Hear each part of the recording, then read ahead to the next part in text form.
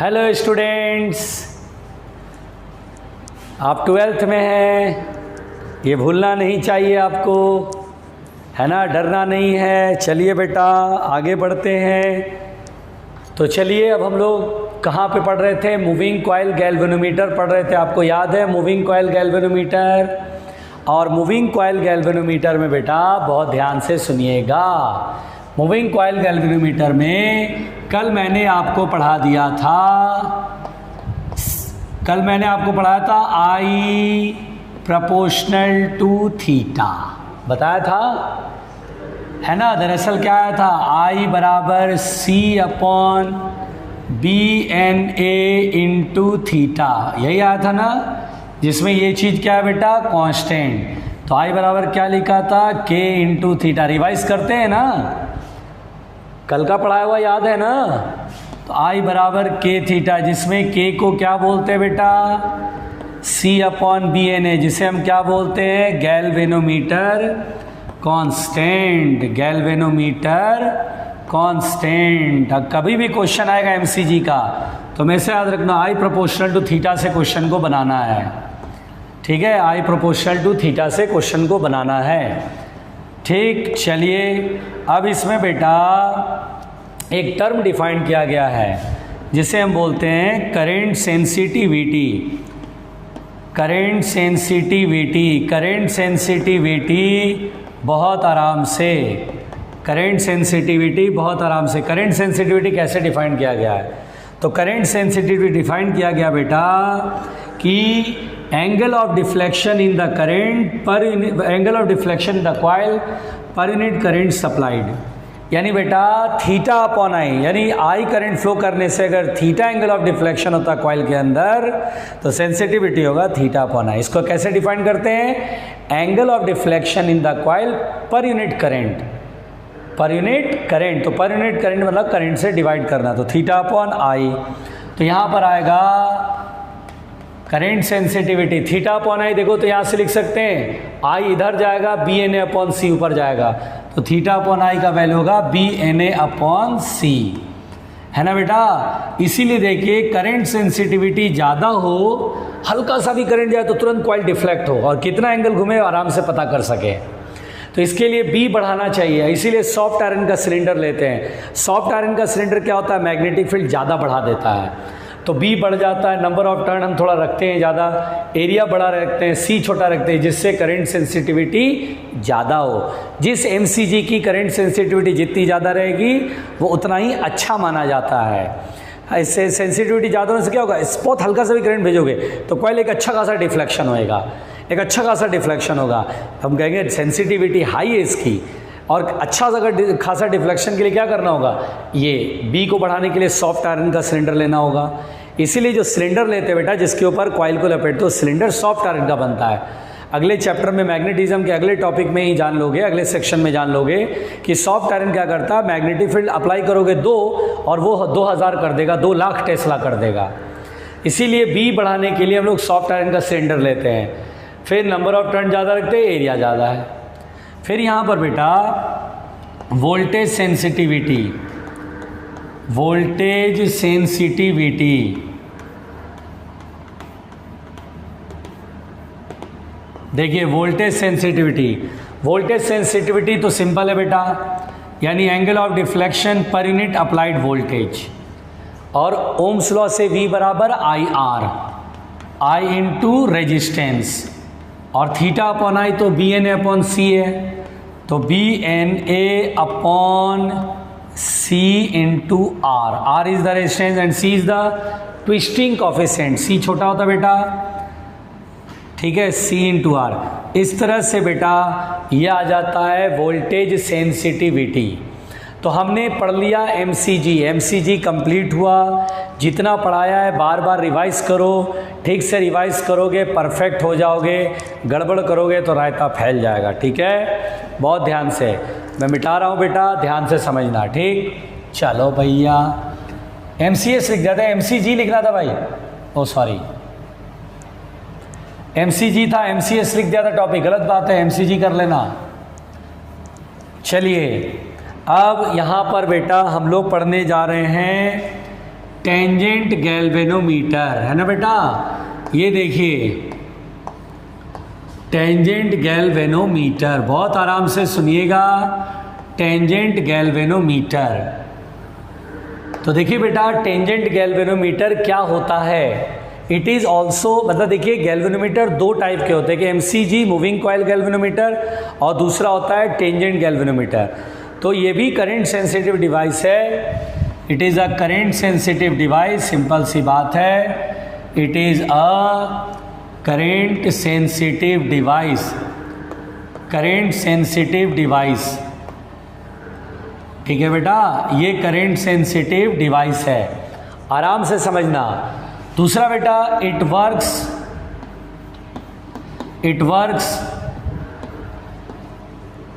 On the principle of tangent law, on the principle of tangent law,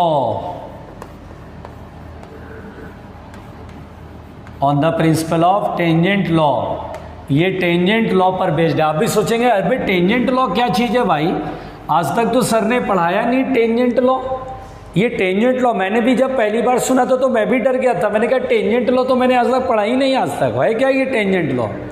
जब जाना तो मैंने कहा भैया तो यार बहुत आसान है यार, वेक्टर वाले कहानी है। इसमें क्या होता है बेटा, अगर दो मैग्नेटिक फील्ड परपेंडिकुलर है, मान लीजिए मैग्नेटिक फील्ड B1 है B2 है और इस रीजन में कोई आप निडिल लेते हैं, तो निडिल जो है वो क्या B1 की तरफ होगा या B2 की तरफ, तो नहीं, नेट मैग्नेटिक फील्ड की तरफ। नेट मैग्नेटिक फील्ड इधर है, तो यहाँ पर बेटा ये जो निडिल होएगा वो देखिए ऐसे होगा, ये निडिल देखिए ऐसे इधर की साइड होएगा, ठीक है। तो ये निडिल है बेटा, अब मुझसे कहेगा ये निडिल नेट मैग्नेटिक फील्ड की तरफ होगा, तो ये जो एंगल होगा थीटा, ये थीटा कितना होगा, तो हम बोलेंगे टेन थीटा। वेक्टर में पढ़ते थे टेन थीटा का फॉर्मूला, दो वेक्टर परपेंडिकुलर है, इसके साथ एंगल बना रहा है तो इसको ऊपर लिखेंगे, इसको नीचे लिखेंगे, तो tan theta equal to B2 upon B1। This is tangent law. अब आपको लगा अबे ये टेंजेंट लॉ है, तो हर वक्त अपन लोग जानते हैं भाई, ये तो टेंजेंट लॉ वेरी सिंपल। तो लोग बोल देते हैं टेंजेंट लॉ, जैसे बोलते हो ना टेंजेंट गैल्वेनोमीटर किस पर बेस्ड है, तो टेंजेंट लॉ पर बेस्ड है, तभी इसका नाम पड़ा टेंजेंट गैल्वेनोमीटर। तो टेंजेंट लॉ क्या है भाई, क्या है, बड़ा खतरनाक सा कुछ होगा। अरे कुछ नहीं है भाई, अगर एक निडिल है उस पर दो मैग्नेटिक फील्ड अप्लाई हो रहे हैं परपेंडिकुलरली, तो निडिल जो होगा वो मान लीजिए B1 के साथ एंगल बताना है, नेट मैग्नेटिक फील्ड की तरफ होगा निडिल, तो B1 के साथ angle tan theta B2 over B1। This is the tangent law. आ रही बात समझ में। अब देखिए बेटा टेंजेंट गैल्वेनोमीटर होता क्या है, बहुत प्यार से सुनिएगा, ईमानदारी से सुनिएगा। तो देखिए क्या होता है बेटा, मैं बोलना चाहता हूं, मुझे कोई रोकेगा नहीं, ईमानदारी से सुनेगा। अब यहां पर देखिए बेटा टेंजेंट गैल्वेनोमीटर क्या होता है। टेंजेंट गैल्वेनोमीटर एक वर्टिकल सर्कुलर कॉइल होता है। क्या होता है बेटा, वर्टिकल सर्कुलर कॉइल। देखिए वर्टिकल सर्कुलर कॉइल, ये वर्टिकल सर्कुलर कॉइल है। बहुत आराम से, इन नॉर्थ साउथ डायरेक्शन, इन नॉर्थ साउथ डायरेक्शन, यानी वर्टिकल प्लेन में होगा और नॉर्थ साउथ डायरेक्शन में होगा, आराम से समझना। अब बेटा सेंटर पर ये कॉइल दिख रहा है बेटा, अब इसके सेंटर पर हॉरिजॉन्टल सर्कुलर स्केल, देखिए कॉइल ऐसे है और सर्कुलर ऐसे, जैसे दीवार पे घड़ी होता है, घड़ी निकाल करके ऐसे हॉरिजॉन्टल कर दो, यहाँ सर्कुलर स्केल होता है बेटा। स्मॉल निडिल होता है यहाँ पे, ध्यान देना। पहले ये निडिल नॉर्थ साउथ डायरेक्शन में रहेगा, क्योंकि ये needle free to turn in horizontal plane, जैसे सर्कुलर स्केल है और ये चौक को क्या समझेंगे, निडिल, मैग्नेटिक निडिल, और ये हॉरिजॉन्टल प्लेन में ही घूमने के लिए फ्री है। वर्टिकल कंपोनेंट है तो ऐसे कील को उखाड़ करके थोड़ी ना इधर आ पाएगा, BH इधर है, वर्टिकल है, नेट फील्ड की तरफ थोड़ी ना हो पाएगा। ओनली इसमें समझना है BH का असर होगा। BH मतलब क्या होता है, अर्थ्स हॉरिजॉन्टल मैग्नेटिक फील्ड। अब यहाँ पर बेटा ये देखिए ऐसे ऐसे, इसको हम लोग जीरो मान लेते हैं, ऐसे करके सर्कुलर स्केल होता है ना, ऐसे देखिए, बहुत प्यार से, डरने वाली कोई बात नहीं है, सर्कुलर स्केल है बेटा, बड़े प्यार से, बड़े प्यार से, ठीक है। अब बेटा इनिशियली इस सर्कुलर कॉइल में कोई करंट नहीं जा रहा है, देखिएगा ये आपको करंट यहाँ से भेजना है, ध्यान दीजिएगा, करंट यहाँ से भेजना है, जिस करंट को मेजर करना हो करंट यहाँ से भेजिए। तो करंट ऐसे जाएगा, करंट ऐसे घूम करके फिर ऐसे जाएगा। अब ये देखिए जैसे ही इसमें करंट जा रहा है तो देखिए इस निडल पर पहले से BH काम कर रहा है, अर्थ हॉरिजॉन्टल मैग्नेटिक फील्ड इधर की तरफ है ना, अर्थ हॉरिजॉन्टल मैग्नेटिक फील्ड जो कि इधर की तरफ, इसलिए निडल इधर है। अब यहाँ पर बेटा ये साउथ मान लो, ये नॉर्थ मान लो, साउथ से नॉर्थ होता है मैग्नेटिक फील्ड। अब ये BH इधर है, ठीक है बेटा। अब बेटा जैसे ही आप जिस करंट को मेजर करना उस करंट को इधर कॉइल में फ्लो कराएंगे, हमें कौन सा करंट मेजर करना है, ये करंट। तो इस करंट के ऐसे क्या सेंटर पर मैग्नेटिक फील्ड होगा। तो देखो ये जो निडल है पहले इधर की तरफ है, अब एक मैग्नेटिक फील्ड परपेंडिकुलरली इधर पे अप्लाई हुआ, करंट की वजह से मैग्नेटिक फील्ड इधर होगा बेटा। तो ये जो निडल है बेटा ये ऐसे, वो निडल पहले BH की डायरेक्शन में, क्योंकि सिर्फ यही था।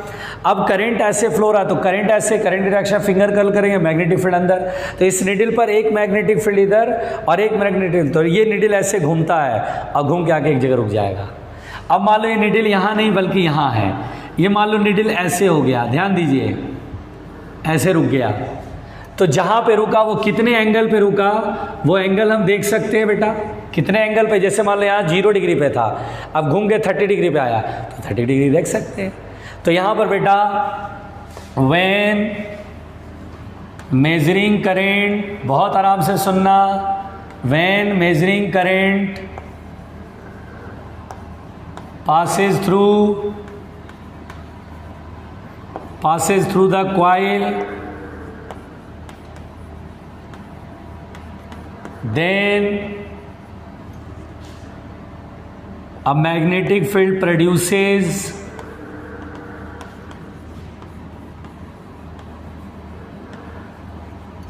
in horizontal plane perpendicular to BH. Due to this, needle deflects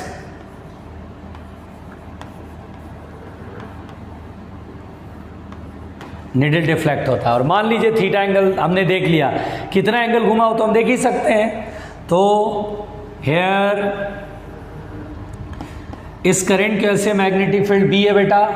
क्या हम यहाँ पर टेंजेंट लॉ tan थीटा बराबर B/BH लगाएंगे, क्योंकि एंगल किसके साथ बना रहा, BH के साथ।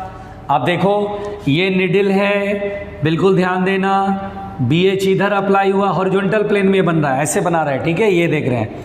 और ये B है, पहले निडल इधर था, नेट फील्ड इधर है, ये थीटा एंगल है।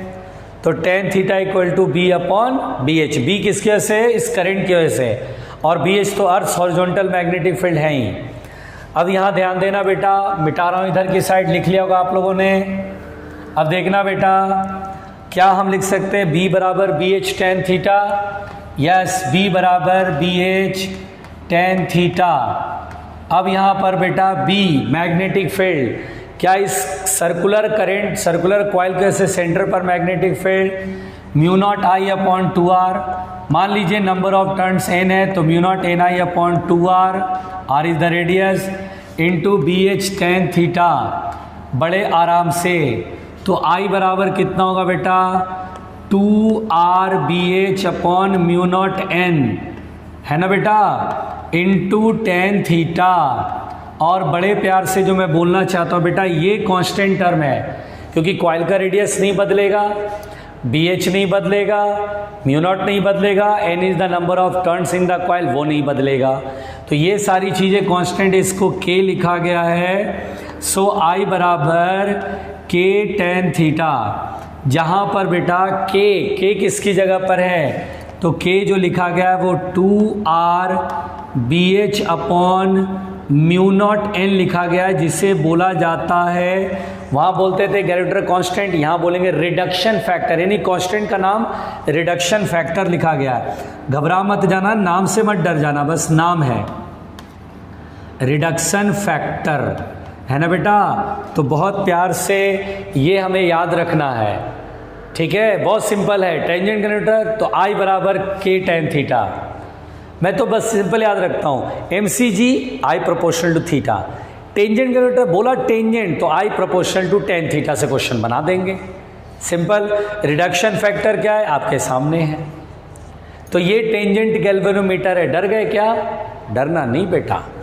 फिर सुनो, अगर मुझसे कहेगा, बहुत ध्यान से सुनिएगा बेटा, ईमानदारी से मैं बोलना चाहता हूँ, जोर से बोलो, ईमानदारी से मैं बोलना चाहता हूँ। अगर मुझसे कहेगा टेंजेंट गैल्वेनोमीटर की करंट सेंसिटिविटी,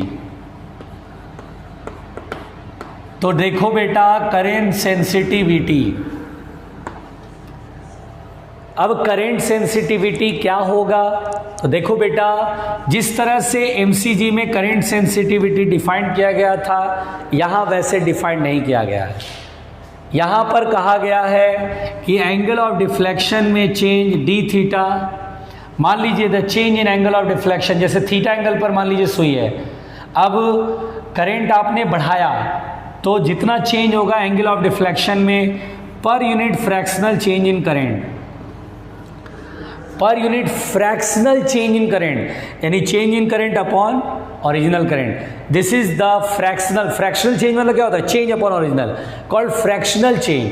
तो एंगल ऑफ डिफ्लेक्शन में change upon per unit fractional change in current. अब बेटा इसको आप ऐसे लिखेंगे, आई ऊपर जाएगा I into D theta by D I. अब बेटा ये वैल्यू रखना पड़ेगा, ध्यान देना, इसको फर्स्ट इक्वेशन मानते हैं और सुनते हैं, क्योंकि वी नो I बराबर होता है K tan थीटा, सब लोग जानते हैं।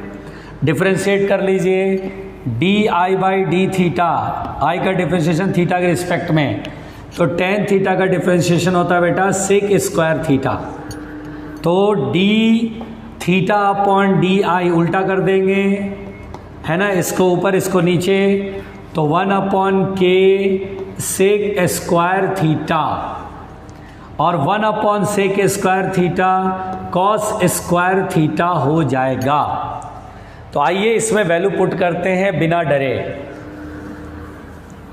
ठीक है, डरना नहीं। देखिए सेंसिटिविटी की डेफिनेशन यहां बदल गई। So from first sensitivity S I बराबर आई इक्वल टू के tan थीटा और D theta upon D I की वैल्यू ये है कॉस स्क्वायर थीटा अपॉन के से के ख़त्म हो गया।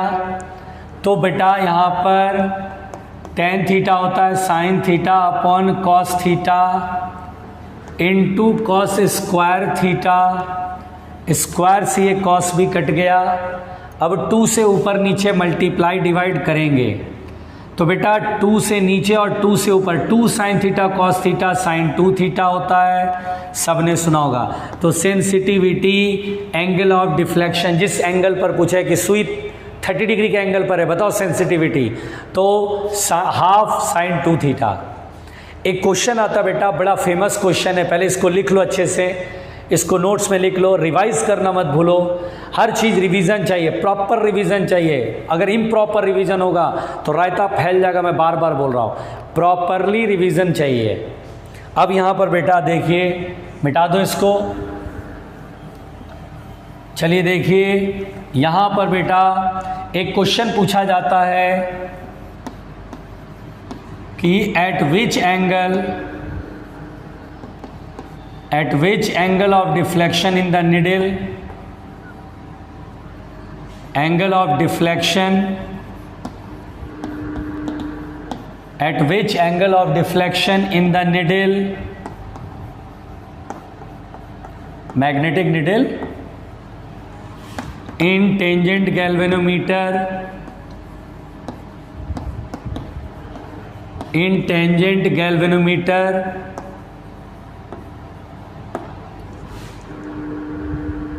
so that current sensitivity becomes maximum, current sensitivity becomes maximum। देखिए ये कहानी है,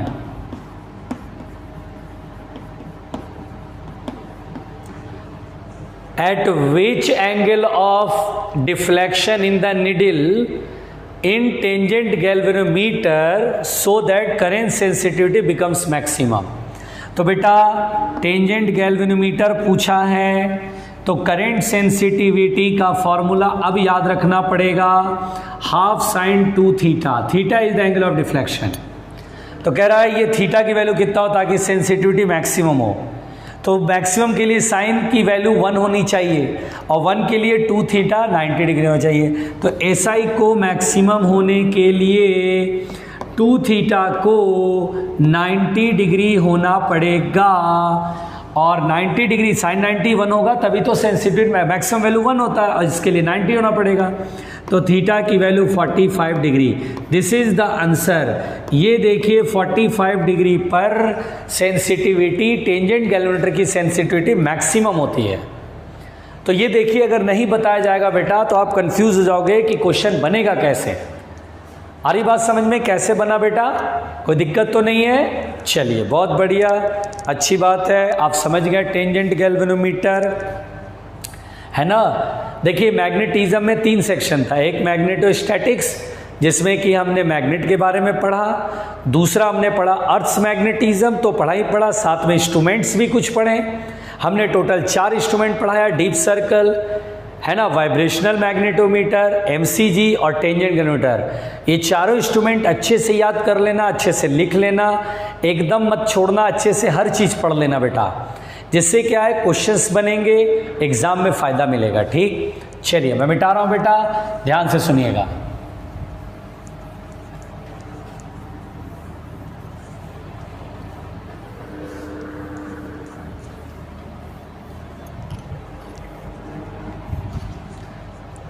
देखिए बेटा ध्यान से, और वो भी ईमानदारी से। अब हम पढ़ने जा रहे हैं बेटा मैग्नेटिक प्रॉपर्टीज ऑफ मटेरियल्स, यानी मैग्नेटिज्म में 3rd portion.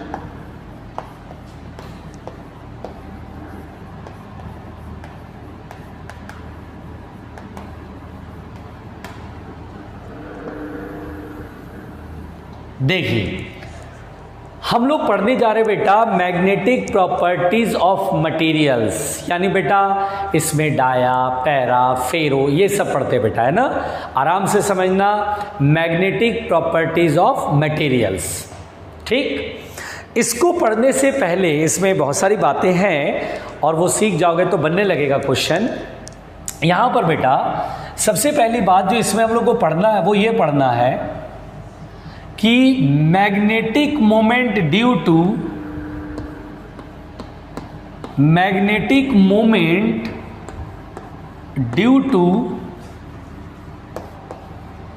Orbital motion of electrons, magnetic moment due to orbital motion of electron in an atom. पहले इस चीज को समझो, किसी एटम में इलेक्ट्रॉन के ऑर्बिटल मोशन की वजह से मैग्नेटिक मोमेंट, बहुत ध्यान से सुनना, ये टॉपिक इंपॉर्टेंट है, बहुत यूज होगा।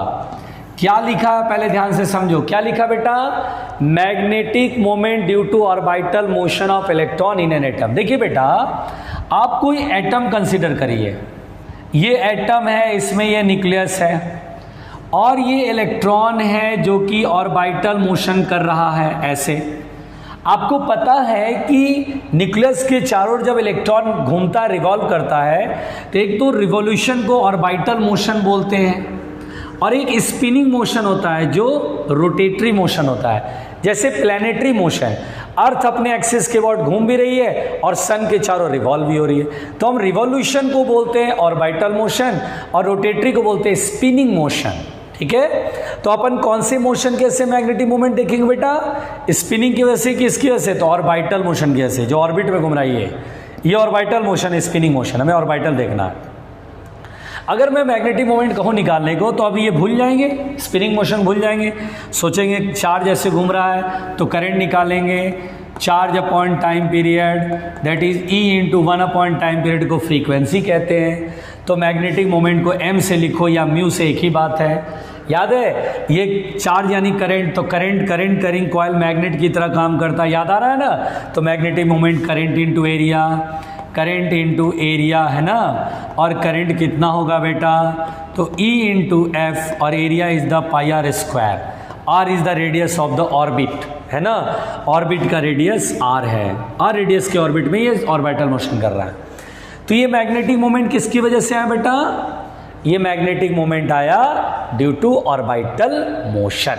ठीक, अब ये देखा गया बेटा कि ऑर्बिटल मोशन कैसे मैग्नेटिक मोमेंट जब हम सॉल्व करते हैं तो बहुत छोटा आता है, 10 टू द पावर माइनस में बहुत सारा आ जाता है, क्योंकि देखो ना angstrom 10 power minus 10 radius angstrom में होता है ना, एंगस्ट्रॉम मतलब 10 पावर माइनस 10, स्क्वायर करो तो 10 पावर माइनस 20, फिर इलेक्ट्रॉन पे चार्ज 1.6 इंटू 10 पावर माइनस 19, तो माइनस 19 और माइनस 20 माइनस 39, फ्रीक्वेंसी कुछ भी कर लोगे पूरा पावर माइनस वाला हट थोड़ी ना पड़ता है, तो मैग्नेटिक मोमेंट बहुत छोटा होता है। तो ये देखा गया बेटा, और स्पिनिंग मोशन कैसे मैग्नेटिक मोमेंट बहुत बड़ा होता है, वो हमें कैलकुलेट नहीं करना है कि सर स्पिनिंग मोशन कैसे मैग्नेटिक मोमेंट कितना होगा, ऑर्बिटल कैसे तो मैंने कैलकुलेट करा, स्पिनिंग कैसे कितना होगा हमें कैलकुलेट नहीं करना है। तो सबसे पहली बात, इट इज फाउंड दैट, जो मैं लिख रहा हूं बेटा ध्यान सुनना, इट इज फाउंड दैट, बहुत important line, it is found that magnetic moment due to orbital motion is very very less than the magnetic due to spinning motion. यानी बेटा स्पिनिंग मोशन की वजह से मैग्नेटिक मोमेंट बहुत बड़ा होता है और ऑर्बिटल की वजह से बहुत छोटा होता है। ये लाइन हर किसी को याद रखनी चाहिए कि magnetic moment due to spinning motion is very large in comparison with the magnetic moment due to orbital motion. Orbital कैसे जो मैग्नेटिक मोमेंट होता है, यानी मैग्नेट की तरह काम करे जिसका मैग्नेटिक मोमेंट होगा, वो स्पिनिंग के रिस्पेक्ट में बहुत कम है, नेग्लिजिबल है। इसीलिए बेटा बहुत ध्यान से मेरी बात सुनना, जो मैं बातें कर रहा हूँ आपके काम की बात कर रहा हूँ। इसीलिए बेटा मुंडी को ऊपर करते हैं, पहले मुंडी क्या करते हैं, ऊपर करते हैं, सुनिए। इसीलिए बेटा जो मैं बोल रहा हूं, अगर मान लीजिए आपसे लिख दे कि if a material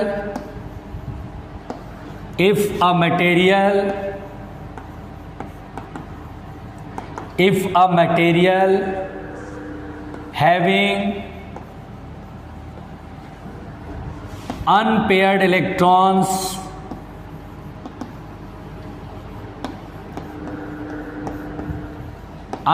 electrons in an atom,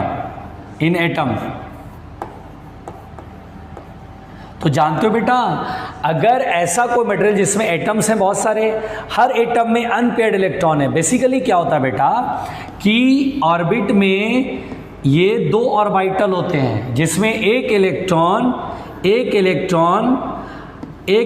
अगर क्लॉकवाइज घूम रहा है तो दूसरा इलेक्ट्रॉन एंटी क्लॉकवाइज घूमता है ना। एक इलेक्ट्रॉन ऐसे घूम रहा है, स्पिनिंग कर रहा है, तो दूसरा इलेक्ट्रॉन ऐसे घूमेगा, क्लॉकवाइज और एंटी क्लॉकवाइज।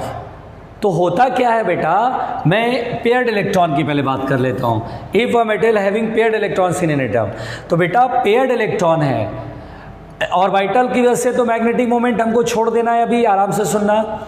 अब हमें पेयर्ड देखना है, स्पिनिंग देखना है। तो क्योंकि इनकी अपोजिट डायरेक्शन में स्पिनिंग हो रही है, एक की वजह से मैग्नेटिक मोमेंट जो है अंदर की तरफ, एक की वजह से बाहर की तरफ, तो दोनों की वजह से मैग्नेटिक मोमेंट कैंसिल आउट हो जाएगा। क्योंकि ऑर्बिटल के अंदर दो इलेक्ट्रॉन होते हैं, एक एंटी क्लॉकवाइज घूमता है, क्लॉकवाइज घूमता है, तो दोनों की वजह से मैग्नेटिक मोमेंट क्या होगा, अपोजिट होगा, तो वो कैंसिल आउट हो जाएगा। इसलिए कभी बोलता है if a material having paired electrons in atom, तो हम बोलते हैं then magnetic moment of each atom will be zero. Then magnetic moment of each atom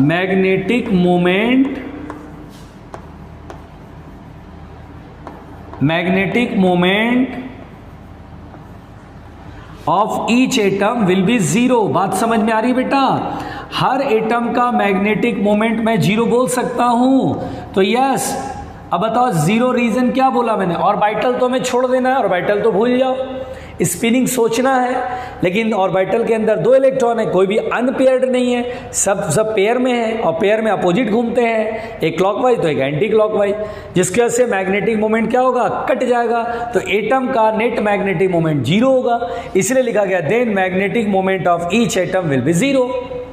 तो कभी भी किसी मटेरियल में पेयर्ड इलेक्ट्रॉन्स एटम में मिलेंगे बेटा, तो बोलना यार इसका मैग्नेटिक मोमेंट 0 होता है। ऑर्बिटल तो छोड़ देते हैं, स्पिनिंग पेयर्ड है तो स्पिनिंग कैंसिल आउट हो जाएगा, तो स्पिनिंग खत्म। ऑर्बिटल नेग्लिजिबल है, ऑलमोस्ट 0, तो मैग्नेटिक मोमेंट इज 0। बात समझ में आई?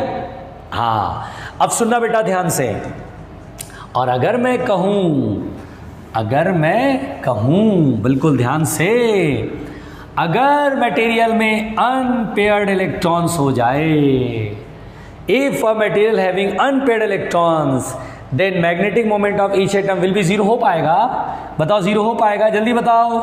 नहीं सर, अनपेयर्ड है। ऑर्बिटल तो भूल जाते हैं, कोई ना कोई एक ऑर्बिटल में एक ही इलेक्ट्रॉन रहेगा, क्योंकि दो लोग नहीं है, अनपेयर्ड है, एक खाली रहेगा, तो एक की वजह से जो होगा वही पूरा एटम का स्पिनिंग, उससे उस पूरे एटम का मैग्नेटिक मोमेंट कहलाएगा। मैं बोलूँ ये फर्स्ट ऑर्बिट, इसमें 2 इलेक्ट्रॉन अपोजिट डायरेक्शन स्पिन करते हैं, मैग्नेटिक मोमेंट कट गया। ये दूसरा ऑर्बिट, इसमें मान लो एक इलेक्ट्रॉन गायब है, तो बोलेंगे अरे सर यहाँ रायता फैल गया। अब इसका जो मैग्नेटिक मोमेंट होगा बहुत बड़ा होता है, स्पिनिंग का मैग्नेटिक मोमेंट बहुत बड़ा होता है, वही एटम का मैग्नेटिक मोमेंट कहलाएगा। मैग्नेटिक मोमेंट मतलब मैग्नेट की तरह काम करेगा, पूरा एटम मैग्नेट की तरह काम करेगा। तो हम यहाँ बोलेंगे if a material having unpaired electrons in atom then magnetic moment of each atom will not be 0, will not be 0। बहुत ध्यान से सुनना। Here each atom behaves like a tiny magnet, छोटे से मैग्नेट की तरह काम करेगा, क्योंकि उसका अपना मैग्नेटिक मोमेंट आ गया।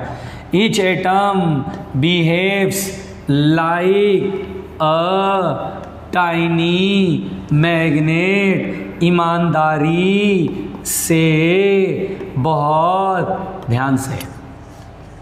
अब आई बात समझ में? तो आपको जो मैंने समझाया, क्या समझाया? अगर मटेरियल में पेयर्ड इलेक्ट्रॉन है तो मैग्नेटिक मोमेंट हर एटम का क्या बोलेंगे? 0। और अगर अनपेयर्ड है तो क्या मैग्नेटिक मोमेंट होगा? यस। अनपेयर्ड में क्यों होगा? क्योंकि एक इलेक्ट्रॉन अनपेयर्ड हो गया तो उसकी स्पिनिंग मोशन का से जो मैग्नेटिक मोमेंट होगा वही पूरे एटम का मैग्नेटिक मोमेंट होगा। ऑर्बिटल की वजह से मैग्नेटिक मोमेंट नेग्लेक्ट हो जाएगा, छोड़ देंगे। बोलो क्लियर हो गया? यहाँ तक बात समझ में आई बेटा? अब आइए ध्यान से सुनते हैं।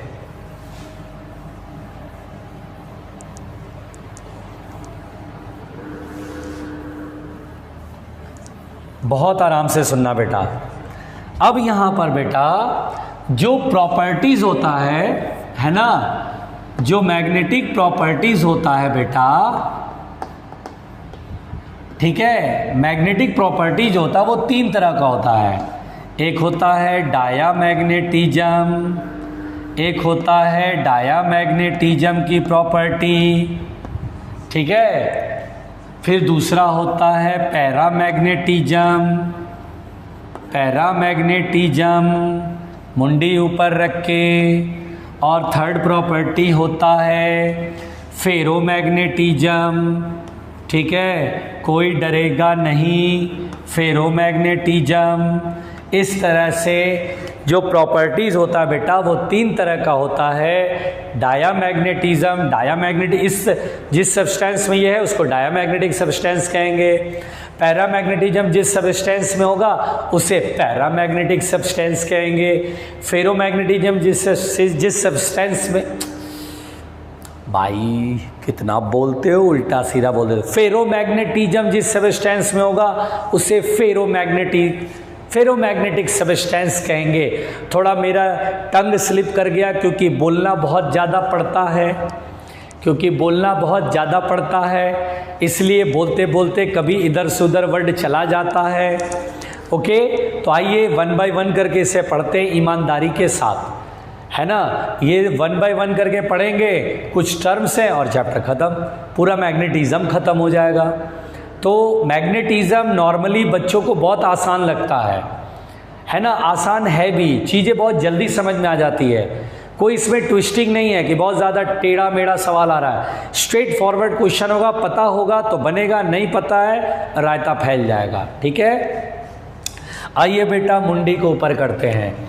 आइए डायामैग्नेटिज्म सुनते हैं, वो भी ईमानदारी से। देखिए, तो सबसे पहले डायामैग्नेटिक सबस्टेंस पढ़ेंगे। डायामैग्नेटिक सबस्टेंस, बहुत आराम से। डायामैग्नेटिक सबस्टेंस, जो मैं बोलता हूँ वो आपके सुनाई देता है ना? ठीक से सुनना पड़ेगा बेटा।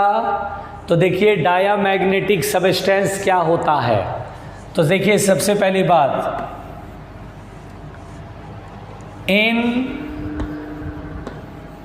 Diamagnetic substance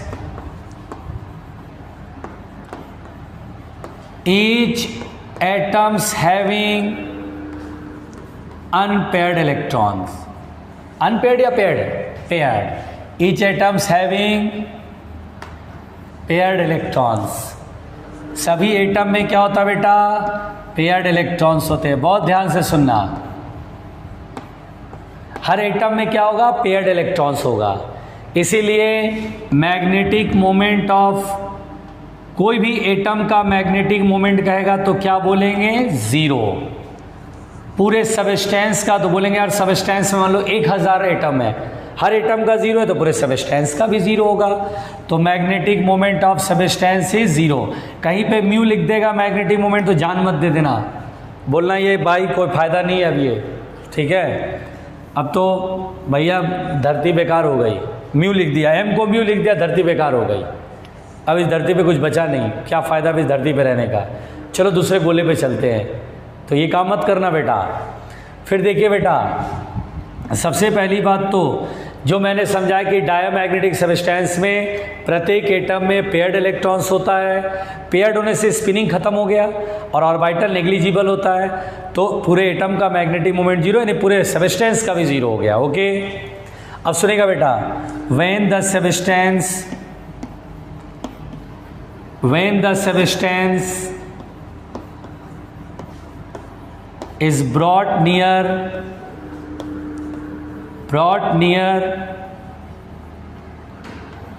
a pole of a magnet,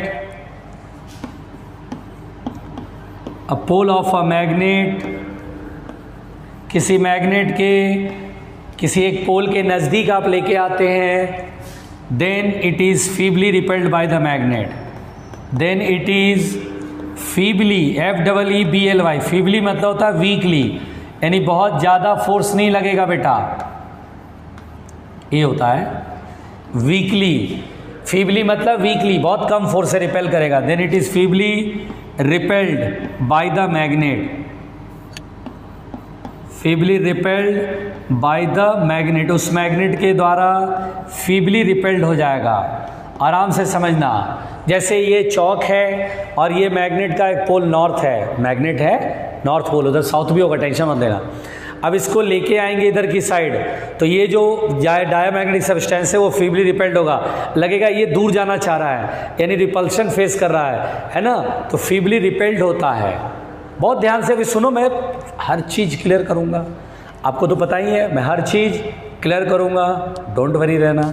अब ध्यान दो बेटा, क्यों फीबली रिपेल्ड होता है इसको भी सुनते हैं। तो देखिए बेटा, फीबली रिपेल्ड क्यों होता है। दरअसल क्या होता है, मुंडी ऊपर करो, जैसे मैंने ये मैग्नेट का नॉर्थ पोल माना और ये डायामैग्नेटिक रॉड है, एक रॉड है जो कि डायामैग्नेटिक सबस्टेंस का है। आपसे ये नहीं, आपको ये याद नहीं रखना कि कौन कौन से सबस्टेंस डायामैग्नेटिक सबस्टेंस है, ये याद नहीं रखना बेटा, ठीक है। अब सुनिए, जब हम ये सबस्टेंस है, जब हम इसको इस मैग्नेट के इस पोल के नज़दीक लेके आ रहे हैं, तो बेसिकली इसमें जो एटम है बेटा वो रिंग की तरह काम करेंगे। एटम में जो ऑर्बिट होता है रिंग की तरह काम करेंगे। तो नॉर्थ से निकलने वाली फील्ड लाइंस इस रिंग से पार करती हैं, यानी एरिया से पार करती हैं, फ्लक्स मिलता है, मैग्नेटिक फ्लक्स, जैसे इलेक्ट्रिक फ्लक्स होता है यहाँ मैग्नेटिक फ्लक्स होता है। रिंग के एरिया से फील्ड लाइंस पार करती हैं।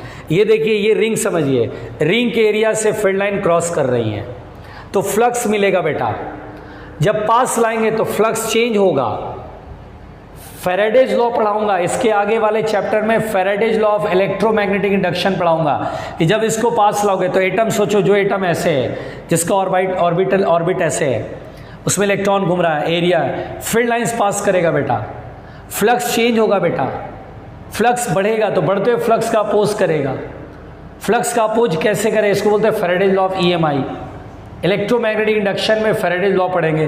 फ्लक्स बढ़ेगा, बढ़ते हुए फ्लक्स को अपोज करने के लिए उल्टा फील्ड चाहिए, घटाना चाहता है। फ्लक्स अगर बढ़ रहा है तो उसे क्या करना चाहता है, घटाना चाहता है। फील्ड इधर बढ़ रही है, चूंकि पास लाएंगे तो नॉर्थ के नज़दीक जाओगे, फील्ड बढ़ेगा, फील्ड बढ़ेगा, फ्लक्स बढ़ेगा, उल्टा फील्ड चाहिए करना, प्रोड्यूस करना चाहता है। तो जो इलेक्ट्रॉन ऑर्बिटल मोशन, जो इलेक्ट्रॉन देखिए स्पिनिंग तो देखना नहीं है हमें क्योंकि पेयर में है सब। ऑर्बिटल मोशन, जिस ऑर्बिटल मोशन के ऐसे मैग्नेटिक मोमेंट हम छोड़ देते थे, वैल्यू नहीं देते थे, ऑर्बिटल मोशन की ऐसे मैग्नेटिक, अरे यार कुछ नहीं होता। यहाँ पर बेटा इलेक्ट्रॉन का अपने आप ऑर्बिटल मोशन चेंज होने लगता है।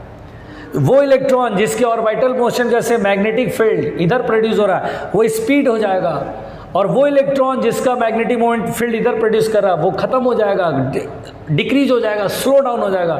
और जिस इलेक्ट्रॉन के रिवॉल्यूशन कैसे मैग्नेटिक फील्ड इधर प्रोड्यूस है, चूंकि इलेक्ट्रॉन रिवॉल्व करेगा तो करंट बनेगा, करंट बनेगा तो मैग्नेटिक फील्ड इधर, चूंकि फ्लक्स बढ़ रहा है वो अपोजिट करना चाहता, उल्टा करना चाहता, अपोज करना चाहता, बढ़ते हुए फील्ड को घटाने के लिए फील्ड इधर चाहिए, एक्स्ट्रा फील्ड चाहिए। तो इलेक्ट्रॉन अपने आप रिवॉल्यूशन उसका चेंज हो जाता है, जिसकी वजह से बेटा अपोजिट डायरेक्शन में फील्ड होता है, जिधर फील्ड उधर ही मैग्नेटिक मोमेंट। यानी अब ये सब्सटेंस में जब ये नॉर्थ पोल के पास है तो नॉर्थ से फील्ड लाइन से इधर, फ्लक्स इधर बढ़ रहा है, उल्टा फील्ड चाहिए, तो इलेक्ट्रॉन का रिवॉल्यूशन जो होता है ना ऑर्बिटल मोशन, वो चेंज होने लगता है।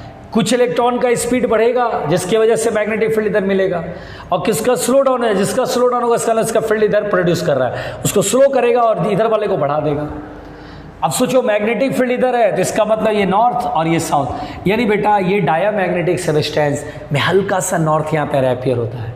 अभी सब्सटेंस लाइक अ मैग्नेट, अभी सब्सटेंस लाइक अ मैग्नेट एक मैग्नेट की तरह काम कर रहा है जिसमें दो पोल है, क्योंकि हर एटम देखो याद है ना, ये रिंग है, इसमें अगर मैं करंट इधर भेजूँ सपोज दैट, तो क्या ये मैग्नेटिक फील्ड इधर प्रोड्यूस करेगा, और जिधर मैग्नेटिक फील्ड होगा उधर ही मैग्नेटिक मोमेंट भी तो होगा, उधर ही एरिया वेक्टर भी तो होगा। तीन तीन चीजें एक साइड होती हैं, मैग्नेटिक फील्ड भी उधर ही, मैग्नेटिक मोमेंट भी उधर ही, एरिया वेक्टर भी उधर ही, और मैग्नेटिक मोमेंट साउथ से नॉर्थ होता है, इधर साउथ इधर नॉर्थ होगा, इसलिए नॉर्थ इधर साउथ इधर।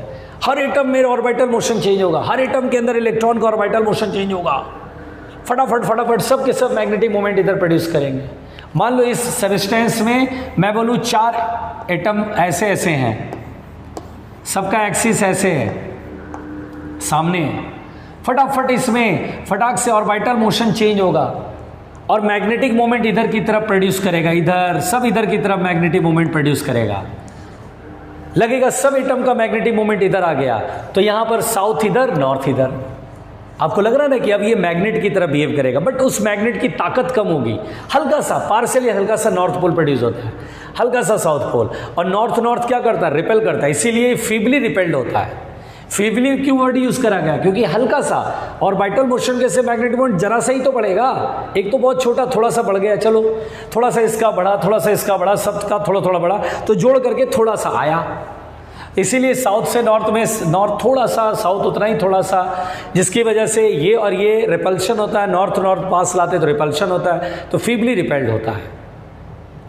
अब बेटा इतना जो पढ़ाया मैंने, जो मैंने बोला, इसको वीडियो रिप्ले करके दोबारा सुनना, दोबारा सुनोगे तो कॉन्सेप्ट बनेगा, कॉन्सेप्ट बहुत ज़रूरी होता है, दोबारा सुनोगे तो क्या बनेगा, कॉन्सेप्ट, और कॉन्सेप्ट बहुत ज़रूरी है, इसीलिए कहा जाता है बेटा बहुत ध्यान से सुनना, इसीलिए कहा जाता है।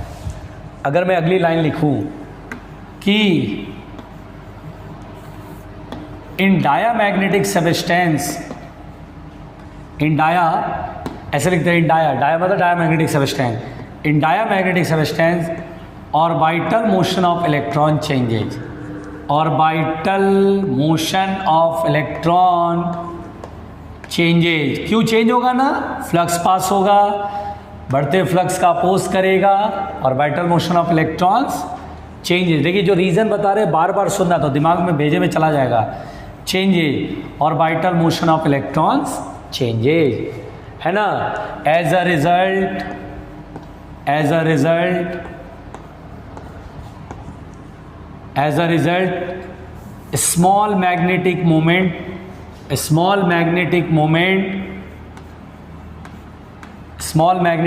induce, प्रोड्यूस नहीं, इंड्यूस बोलेंगे, इंडक्शन बोलते हैं इसको। Small magnetic moment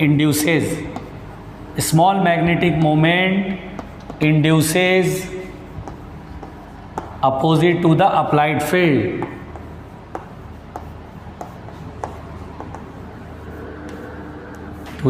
to applied magnetic field. यही वजह है बेटा, बहुत ध्यान से सुनिएगा, कि जब हम इसको किसी एक्सटर्नल मैग्नेटिक फील्ड में रखते हैं, जैसे मैग्नेट के पोल के पास ले जा रहे हैं, देखिए ये डायामैग्नेटिक सबस्टेंस है, और बेटा यहाँ मान लीजिए नॉर्थ पोल है तो मैग्नेटिक फील्ड इधर होगा, साउथ पोल है तो मैग्नेटिक फील्ड इधर होगा। यानी आप एक्सटर्नल फील्ड अप्लाई करते हैं, तो इस डायामैग्नेटिक सबस्टेंस में एटम का इलेक्ट्रॉन जो है ऑर्बिटल मोशन उसका चेंज होगा, और वो फ्लक्स इधर की तरफ उसका अपोज करेगा, यानी इधर की तरफ साउथ, इधर की तरफ नॉर्थ, हल्का सा पार्शियली साउथ और पार्शियली नॉर्थ यहाँ पर अपियर होगा। इसको बोलते हैं इंड्यूस्ड मैग्नेटिक मोमेंट, इधर की तरफ आएगा इंडक्शन की वजह से, इसलिए इसको बोलते हैं इंड्यूस्ड मैग्नेटिक मोमेंट। और देखिए साउथ इधर, यानी मैग्नेटिक मोमेंट उल्टा प्रोड्यूस होगा, हमेशा अपोज करेगा इसका। This is called Faraday's law of EMI। इसलिए कभी बोलता है डाया में जो साउथ और नॉर्थ जो उसमें प्रोड्यूस होता है वो किसकी वजह से होता है, तो बोलते हैं EMI की वजह से, फैराडेज लॉ की वजह से होता है। ठीक है ना, किधर होता है तो अपोजिट होता है, जो मैग्नेटिक मोमेंट इंड्यूस होता है वो अप्लाइड फील्ड के अपोजिट होता है। बात समझ में आ रही है, कहानी क्लियर हुआ? अभी यहीं तक मैं रहने दे रहा हूँ, इस कहानी को बहुत क्लियर करना था बेटा। अब कल इसी पे बात होगी, खूब सारी बातें सीखेंगे, अभी 2 से 3 दिन इसी पे बात चलेगी और चैप्टर कंप्लीट हो जाएगा। फिर जम के डाउट, फिर जमकर डाउट, फिर हर तरह का डाउट कर लेंगे। पहले चैप्टर मैग्नेटिज्म पूरा तो पढ़ा दे, जिससे कि क्वेश्चन कोई भी आए तो बना सके। ठीक है ना बेटा? तो चलिए आज के लिए यहीं तक, थैंक यू।